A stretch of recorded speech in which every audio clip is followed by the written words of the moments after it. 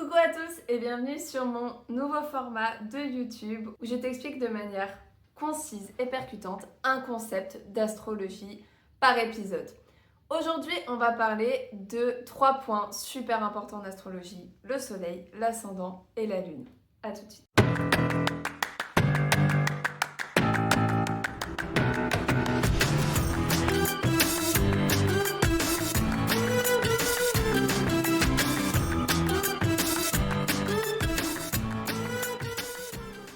Alors, le soleil, l'ascendant et la lune sont 3 des points les plus importants en astrologie. C'est les points qu'on va commencer à étudier lorsque l'on débute son apprentissage de l'astrologie. Et ils font partie de ce que l'on appelle la trinité astrale. La trinité astrale va te permettre en premier lieu, quand tu commences, à savoir déjà comment réagit, comment fonctionne une personne. Et du coup, ces 3 points, malheureusement, on les confond un petit peu, on les mélange un petit peu alors qu'ils n'ont pas du tout la même signification. Le soleil, pour commencer. Le soleil, c'est notre énergie vitale, c'est notre vraie personnalité, c'est notre moi profond. Il représente l'ego, il représente la personnalité, il représente aussi la volonté d'agir et le pourquoi on agit. En gros, le soleil, il va nous montrer comment est-ce qu'on va vivre cette vie. Il va nous montrer également notre façon de briller, la façon dont on va pouvoir exprimer notre potentiel au maximum pour pouvoir briller un maximum puisque c'est le soleil. Le soleil représente aussi notre conscient. On est conscient souvent de notre soleil, alors sauf cas à part, mais ça on en parlera une autre fois, mais on est souvent très conscient des qualités et des défauts de notre soleil. Et c'est la personnalité qu'on connaît chez nous. Le soleil, c'est nos objectifs et la façon dont on va aller les atteindre.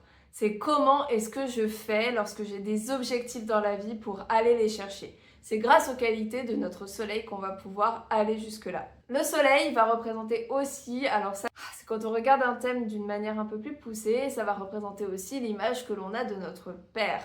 Dans le thème astral, le soleil représente le père. Le deuxième point, c'est l'ascendant. L'ascendant, c'est pas notre personnalité profonde. C'est pas le soleil. C'est pas la manière dont on va réagir tout le temps. C'est la manière dont on va réagir lorsque l'on rencontre quelqu'un.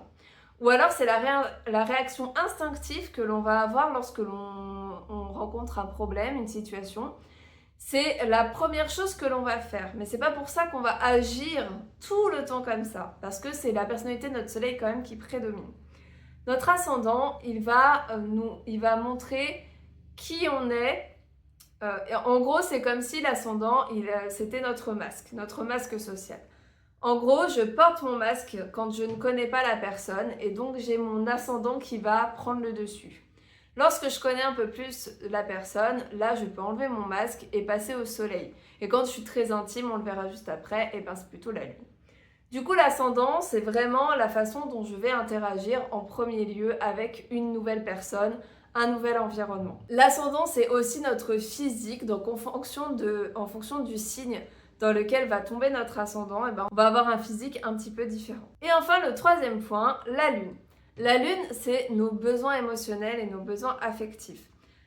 La lune, c'est quelque chose de très privé, de très intérieur. C'est quelque chose que l'on ne va pas montrer à n'importe qui, que l'on ne va pas montrer à ses potes de soirée, ni à ses collègues de bureau. C'est vraiment quelque chose que l'on va montrer à ses parents quand on est petit, ou à son conjoint quand on vit avec, ou avec une amie très proche si on est en coloc par exemple. Mais c'est vraiment on va montrer vraiment notre lune aux personnes de qui on est le plus proche et avec qui on a le plus confiance. La lune, en plus de ça, elle n'est pas forcément toujours très consciente. Elle fait vraiment partie plutôt d'un sentiment intérieur, plutôt inconscient. Donc la lune, c'est l'inconscient et le soleil, c'est le conscient.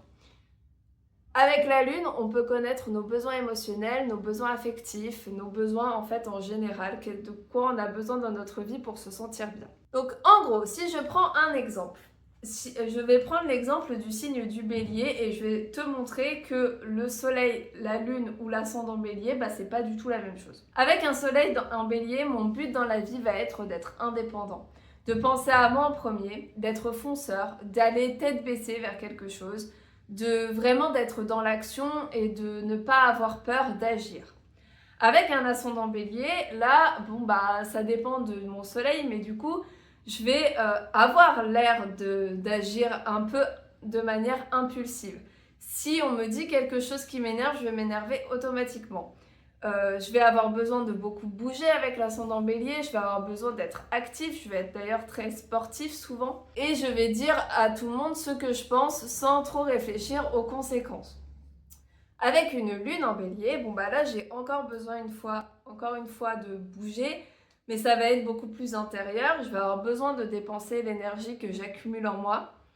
Je vais avoir des réactions qui peuvent être un peu fortes, notamment au niveau de mes émotions. Je peux me mettre en colère très facilement ou en tout cas me sentir submergée par l'émotion très vite. Et avec une lune en bélier, bah, j'ai souvent des réactions un peu à chaud. Je suis vraiment border au niveau de mes émotions. Pour le bélier, les 3 planètes vont réagir de manière différente. C'est pas forcément la même chose d'être soleil bélier ou lune bélier. On va pas forcément réagir de la même façon. Donc, comme pour tout, comme toujours, je te le dis et je te le répète, c'est vraiment tout le thème qui compte. Il ne faut pas prendre un placement en particulier et se référer à ce placement et puis bah du coup en profiter pour dire ah non mais alors moi je suis tel signe, je me reconnais pas du tout, vraiment c'est pas ça. Non, le thème astral est complexe, tu as beaucoup de placements dans ton thème différents qui interagissent les uns avec les autres. Et du coup, bah, c'est tous ces placements-là qui vont faire ta personnalité et ton toi unique. J'espère que cette vidéo t'a éclairé et t'a plu. N'hésite pas à liker la vidéo, me mettre un petit commentaire pour me dire ce que tu en penses et pour me donner aussi des idées si tu as des sujets que tu veux que j'aborde, n'hésite pas à me les mettre en commentaire. Et abonne-toi à la chaîne si ce n'est pas déjà fait. Je te retrouve bientôt pour une nouvelle vidéo. À bientôt!